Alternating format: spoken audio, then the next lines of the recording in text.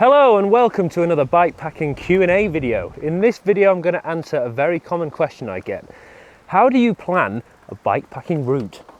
First you've got to establish what's the most important point of bikepacking to you. Is it scenery, wilderness, solitude, or just riding between friends and family? Once you've got a good idea of that, that'll help guide our bikepacking route planning time. For me it's all about scenery and wilderness. I love going to remote places with amazing views, places that I never would have been without going there on my bike.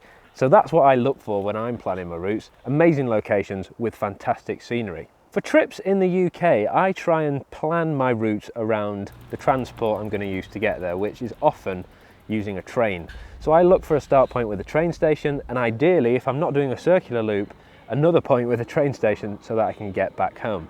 This way I don't have to worry about parking a car, but if you're the sort of person who likes to take their car up to wherever they're going, you obviously need to bear in mind that you're going to have to leave your car for potentially a number of days, so your parking options may be limited. To plan my route, I use MapMyRide, and I've been using this for well over 10 years now.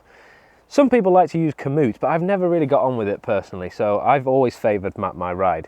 Both softwares can be great though, so if you're more into Komoot, please use that. But whatever software you use, you need to be able to plan a reliable bikepacking route that you can somehow transfer onto your head unit or your phone. And that's what MapMyRide does. So when I'm planning routes, I have two tabs open on my computer. I have MapMyRide and then I have Google Maps. This way I can keep checking Google Maps for Google Street or 360 photos, that are those little orbs that you see on the map, and it helps guide my route a little bit. So if there's a specific path I think would be really good to cycle down, I can try and use Google Street, and if there's an option to look at it, I can have a look at the terrain, how suitable it is for cycling, and just whether or not it's actually something I fancy cycling up. So when I'm using MapMyRide, these are the things that I have selected. The first one is show bike path. You can see a load of green lines appearing on the screen. Those are cycle paths or National Cycle Network routes, which is really handy.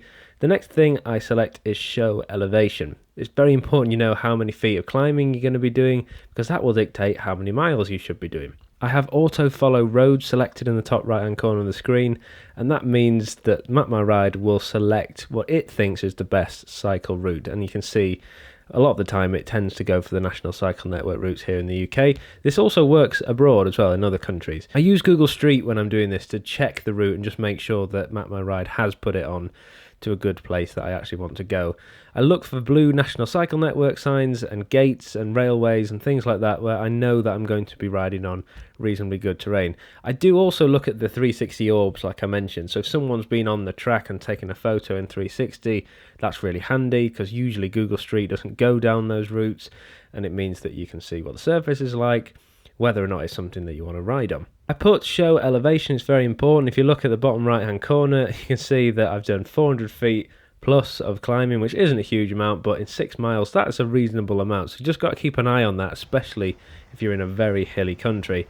You don't want to do huge amount of elevation if you're carrying loads and loads of gear. So let's talk about accommodation. If you're doing multi-day trips, you do need somewhere to sleep, and the three options effectively are wild camping, camping in a campsite, or staying in some other form of accommodation like an Airbnb. What I tend to do is plan the routes to a certain point and then look around roughly that area to see what options do I have. Ideally, I'd like to stay in a variety of things if I'm doing multi-day trips, so either in a campsite, wild camping, or an Airbnb or a hostel or something like that.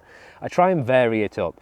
So firstly, I'll look roughly where I want to end on day one and see are there any wild camping spots, and I use Google Street and the Google 360 orbs to spot that. If not, I then zoom out and see are there any campsites within 5 to 10 miles of where I was thinking of stopping. And if I'm really struggling, I might actually just look on booking.com and look roughly where I planned on stopping. Is there anything I can pay to use? Sometimes it's expensive, other times you find real gems that you didn't know were there. You can also use sites like Warm Showers, check on the local area to see if they've got someone who might put you up in their garden for free. Either way, there's plenty of options, and you do need to map your route around those sleeping options, otherwise you'll find yourself panicking towards the end of the day, wondering where on earth you're going to pitch up your tent. Another thing you're going to need to think about is the weather. Here in the UK, the weather changes all the time, so most of us here usually are pretty prepared when we have things like waterproofs with us and extra layers of clothing. But if you're going somewhere more remote, you do need to do some research, depending on the time of year you're going, to decide what you need to take with you. And in my opinion, it's always worth carrying a waterproof and some extra layers, even if you don't need them. I've been to remote parts of the world where it's in the 40s quite a lot of the time, and I still didn't regret taking extra layers, even if it's just to change out of some sweaty clothes. Or you might find that it does actually drop temperature more than you thought, and having that extra layer does make a huge difference. Now, the weather is obviously going to dictate what clothes you need to bring with you, but it's also going to dictate how much water and how much fuel you're going to need to take with you as well. As well as that, you will need to think about sun protection. I actually take sun cream on most of my trips. So moving on to food and drink then. If you're planning a route that is fairly local, or you know it reasonably well, you might not need to take that much because you'll know of places where you can stop off and refuel. I always look for places on the map when I'm planning my route to see if I can find somewhere that I can earmark to stop there and refuel, especially if it's somewhere really remote. You can take as much food and water as you want with you, but if you don't refuel, if you forget to stop, you will eventually run out, and that can be pretty demoralizing, especially if you start bonking. So in my opinion, always earmark a few places where you can stock up. When it comes to water, I always take more than I think I need. I've actually started taking this Camelback with me recently because I found that even having 3 water bottles, I would drink them fairly quickly, especially when I go to hotter places like California or Morocco.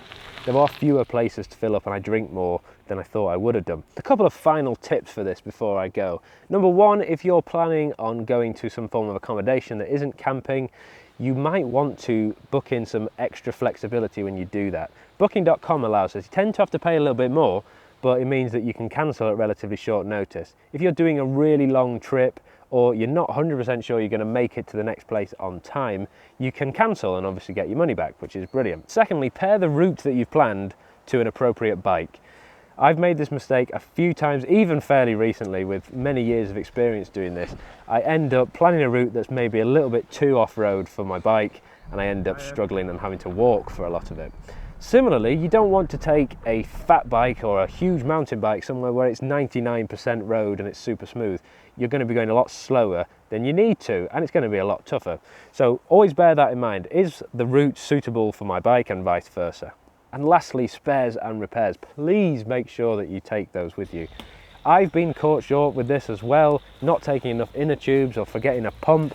Things like that can ruin your trip, so make sure you've got plenty of spares. The most common things to go wrong are punctures, tyre related things, chain snapping, so I always have a chain tool with me so I can break it and reattach it. I always carry chain links with me as well, just in case, as well as a good set of Allen keys. And I'd love to hear from you. What softwares do you use? What websites do you use? What things do you take with you that makes planning a bikepacking trip easier? Oh, and by the way, if you've got a question that you want answered in an upcoming video, you can either ask it in the comments below, send me a message on Instagram, or leave a voicemail on my website. You can hear your voice in an upcoming video. Thanks very much for watching. Take care.